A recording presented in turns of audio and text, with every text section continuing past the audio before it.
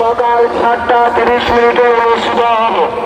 সকাল 7টা 30 অনুষ্ঠিত হবে। সম্মানিত এলাকাবাসী, আগামীকাল ঈদ উল ফিতরের নামাজ